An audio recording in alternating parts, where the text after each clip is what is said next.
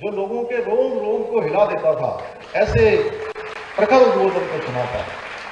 आपके ओजस्वी उद्बोधन ने मेरे जैसे लाखों लाख लोगों को हृदय की गहराइयों तक प्रभावित करने का काम किया था। आपके उन ओजस्वी वचनों में, आपके एक संकल्प में इतनी बड़ी शक्ति थी कि 22 जनवरी को करोड़ों करोड़ देशवासियों को, रामलला को उनकी जन्मस्थली पर विराजमान करने का संकल्प पूरा होने जा रहा है। क्योंकि हम सब लोग लंबे समय से इस बात की प्रतीक्षा कर रहे थे और उस समय कहते थे रामलला हम आएंगे, मंदिर वहीं बनाएंगे और रामलला वहां विराजमान होने जा रहे हैं। रामलला उस समय अपने जन्म स्थान पर विराजमान हो रहे हैं जब सनातन संस्कृति का जो परचम है चारों ओर लहरा रहा है, पूरे विश्व में लहरा रहा है। जब चांद पर भारत का चंद्रयान उतर चुका है, जब सूर्य के चारों ओर आदित्य L1 चक्कर लगा रहा है, जब पूरा विश्व भारत की बात कर रहा है, आज पूरा विश्व भारत के रुख का हर घटना में इंतजार कर रहा है, जब सनातन का भगवा ध्वज चारों ओर फिर से लहरा रहा है, हम दुनिया को कोरोना से मुक्त वैक्सीन प्रदान करने में सक्षम हो चुके हैं, जब हम सफलतम जी सम्मेलन की अध्यक्षता करने में भी सफल हुए हैं, जब हमारे देश के नेतृत्व का लोहा आज पूरा विश्व मान रहा है। आदरणीय भाई बहनों, हमारे प्रधानमंत्री मोदी जी के नेतृत्व में हम गुलामी की मानसिकता से बाहर आ रहे हैं। इसका परिणाम आप सभी के सामने है।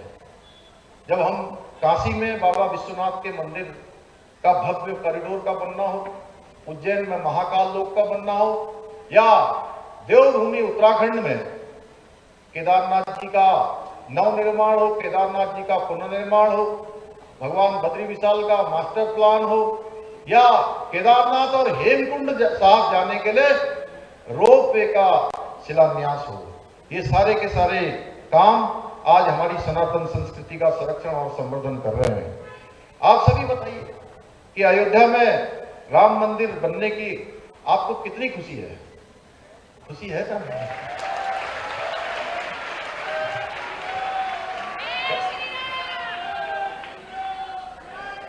कश्मीर से धारा 370 समाप्त होने की आप सबको कितनी खुशी है? जोर से बोलिए।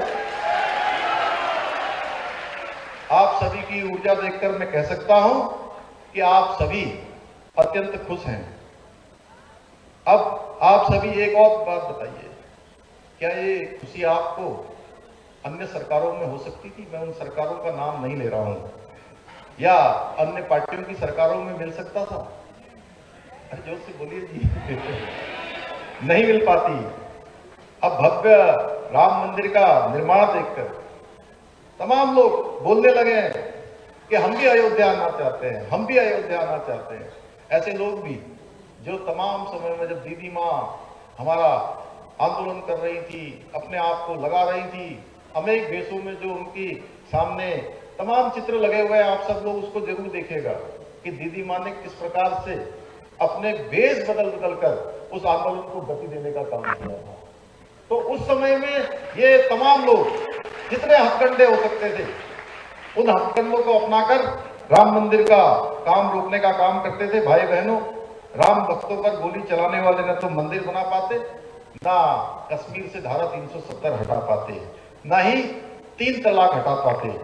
यह आदरणीय प्रधानमंत्री जी की क्षमता है कि वह न झुके हैं न रुके हैं, बस अपने कर्तव्य पथ पर लगातार आगे बढ़ते गए हैं। उसी का परिणाम है कि आज ये सब काम हमारे सामने चरितार्थ हो रहे हैं। हमने भी आदरणीय प्रधानमंत्री जी से प्रेरणा लेकर उनके निर्देशन में, उनके मार्गदर्शन में अनेकों कामों को, कठिन कामों को भी उत्तराखंड देवभूमि में आगे बढ़ाने का संकल्प लिया है। चाहे समान नागरिक संहिता को लागू करने के लिए उठाया जाने वाला कदम हो, उसकी कमेटी ने पूरा काम कर लिया।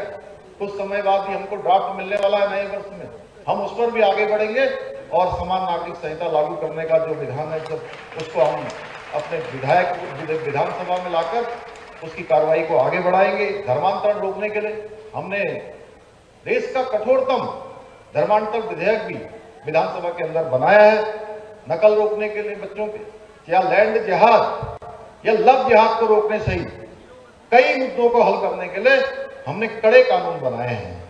और देवभूमि का जो मूल स्वरूप है, आप सब भी जब देवभूमि आते हैं या देश दुनिया में हम कहीं जाते हैं, जब हम बताते हैं कि हम उत्तराखंड के हैं, तो हमारे प्रति लोगों की एक सोच अलग होती है, देखने का भाव अलग होता है। वो सोचते हैं कि देवभूमि के लोग हैं, बहुत ही देवों के नजदीक से आए हैं। तो देवभूमि का जो मूल स्वरूप है, वो मूल स्वरूप बना रहे, उसके लिए हमने अतिक्रमण